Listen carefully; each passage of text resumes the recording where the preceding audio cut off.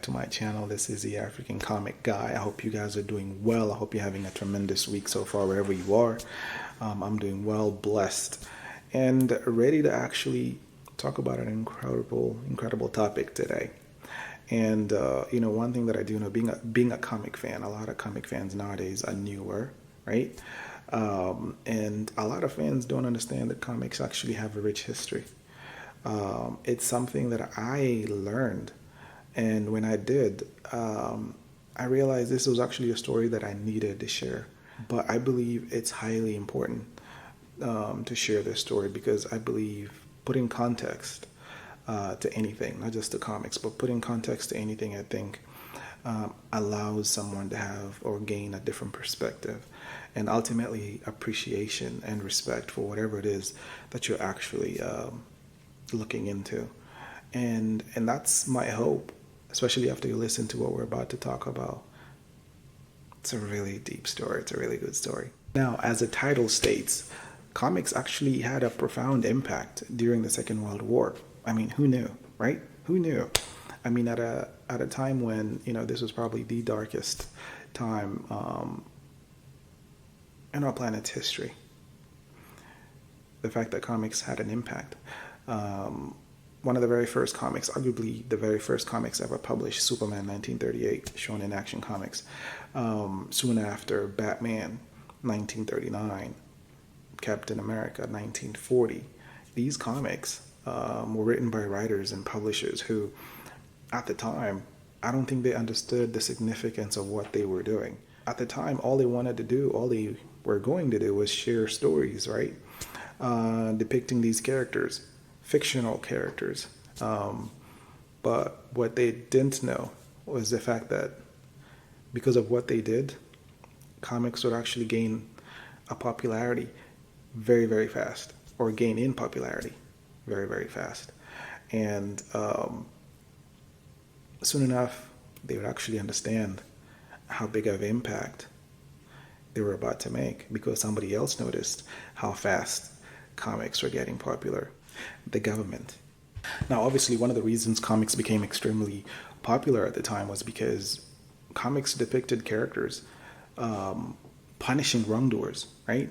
And also, another big thing, the fact that a lot of these characters went against the establishment, right? Now, at the time, most Americans actually wanted nothing to do with the war. The support for the war was actually waning. And I noticed that, they realized they had a really, really big problem. Really, really big problem. They needed not only the support, but they needed people to get involved in a certain aspect of the war, buying war bonds, right? Financing the war. So what the government did, after realizing, wow, comics are really taking off. Comics were actually connecting with people.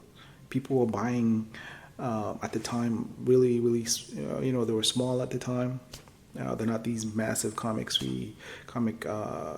we know right now, but people are buying them. People are heavily involved in following these stories. So the government realized, okay, we need a way to connect. We need a way to communicate better to people. So they reached out to these publishers and writers and asked them to get involved in the war effort. And a lot of these writers were actually happy to do so. So what ended up happening was these writers were asked to get involved in two fronts, or on two fronts.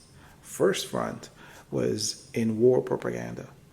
So again, war propaganda has been used on both sides, on every side, not only to pass information, to alter information, to boost morale. Propaganda is used in a lot of different ways. And the idea is always to influence, right? Second thing that they asked these writers to do using their comic books was to positively influence the public to buy war bonds, financing the war. And that's exactly what a lot of these writers did. A lot of these writers altered or changed a lot of their stories. You had characters like the Green Hornet or Captain Marvel shown in a lot of issues fighting American enemies. You look at Captain America. Captain America was basically tailor-made for the war. Not only did he wear the American shield, the American flag on his shield, and on his uniform as well. But in a lot of issues, he fought the same enemy and also encouraged people to buy war bonds. One of my favorite characters of all time, Batman. Batman arguably can be the coolest superhero ever. And one thing we love about Batman is the fact that he never uses guns. You know, he believes guns are wrong. But did you know that during the war, in a lot of issues, Batman was shown selling weapons to the American military, and at the same time, encouraging and influencing the public to buy these war bonds. So again, there was definitely a concerted effort to basically influence, coerce is another way, direct is another way, the public into supporting the war effort. So the government, in their eye, saw that, winning the war went hand in hand with these comics. Think about how crazy that is. The government getting involved with comic books. Comic books. Just think about that.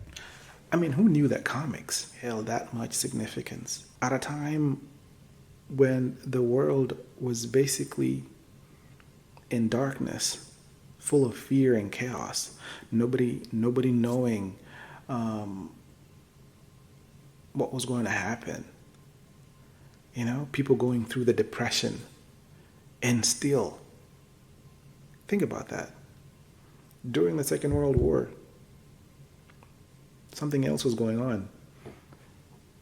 The depression.